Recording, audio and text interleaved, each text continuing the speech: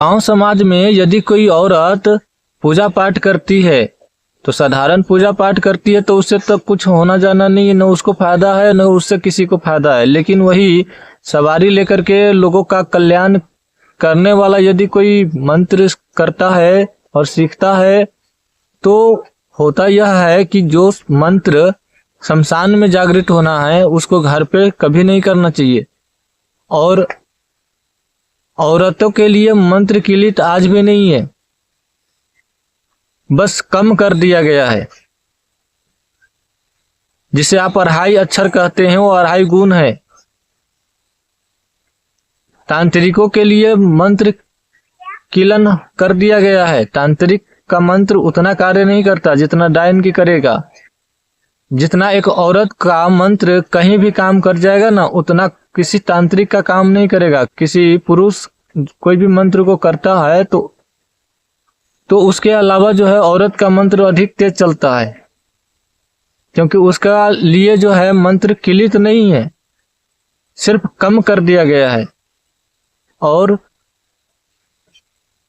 जितने भी ओझा है, तांत्रिक है, इन सब के लिए मंत्र किलित है, क्योंकि इसका दुरुपयोग ना हो। तो इसको खोलना होता है, जगाना होता है। ताला चाबी रहेगा तब न जगाओगे। तो इसी तरह से कई लोग जो है औरत होते हैं गांव में, घर में, और भक्तिनी ही होते हैं जो लोगों का कल्याण करते रहते हैं। ये सब बड़ा भेद की बातें हैं, वीडियो में तो नहीं बताना चाहिए, क्योंकि इससे किसी की हानि भी हो सकती है। फिर भी मैं ज्यादा खुलासा नहीं करते हुए मैं यही कहूंगा कि जो मंत्र आपको दिया गया है तो देखिए कि वो मंत्र किस कैटेगरी का है। मंत्र कहीं शमशान साधना तो नहीं है, शमशान में साधना करने वाला तो नहीं है। कई औरत जो है डर के कारण मंत्र को घर में करने लगते हैं। मंत्र ले लेते हैं कि हाँ गुरुजी हम कर लेंगे, हमें चाहिए, बड़ा जरूरी है। और मंत्र ले लेते हैं और क्या करते हैं कि कह देते हैं कि हम कर लेंगे, और कोई उसे दे भी देता है। देना भी नहीं चाहिए, उसे पहले परखे कि वो कर पाएगा कि नहीं। मंत्र तो उसे दे देता है और वो क्या करता है, घर में करना शुरू कर देती है। डर के मारे जाता नहीं, सोचता है कि मैं औरत हूँ, रात को कहाँ जाऊंगा भटकने। तो घर में करेगा तो घर में लोगों को परेशानी होता है, जिससे बहुत ऐसा होता है उसके घर के लोगों को परेशानी होने लगता है, और किसी को पता ही नहीं चलता कि ये मंत्र कर रहा है कि क्या कर रहा है। क्योंकि कुछ विद्याएं ऐसी होती है जो मन ही मन चलते हैं, विद-विदाना पड़ता है। और कब कोई विद-विदाता है ये आप नहीं जानते। घूंघट में यदि कोई कन्या आपको विद-विदाता हुआ रहेगा तो आप उसे घूंघट उठा के देखने नहीं जाओगे।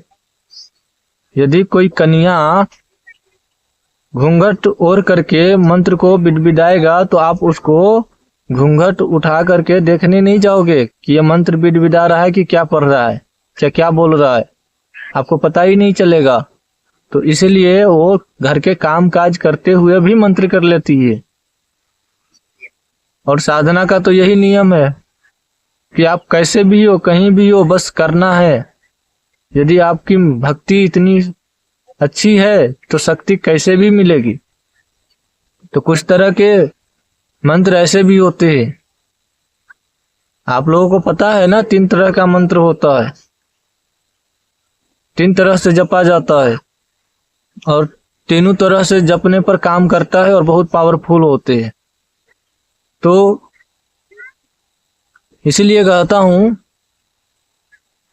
कि यदि मंत्र है, आप लोगों को यदि मंत्र चाहिए, महिला के लिए मैं कहता हूं कि आप लोगों को मंत्र चाहिए तो घर में करना है कि शमशान में करना है या सुनसान जगह पर करना है, ये पहले देख लेना है।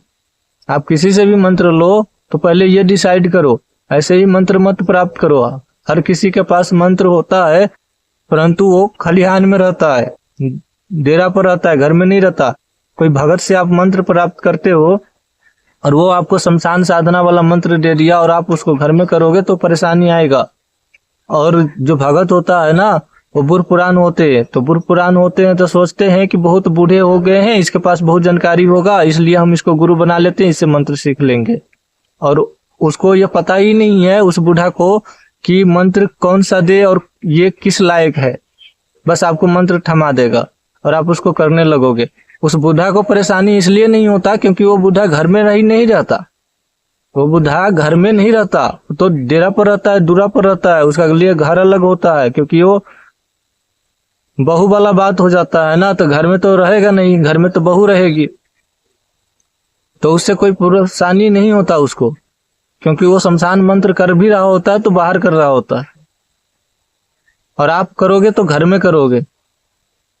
तो इसलिए मंत्र लेने से पहले डिसाइड करे कि ये मंत्र कौन सा लेना है, फिर मंत्र को प्राप्त करो, फिर पढ़े, फिर साधना शुरू करे, और पूरा विधि विधान के साथ यदि साधना करते हैं तो आपको जरूर सफलता मिलेगा।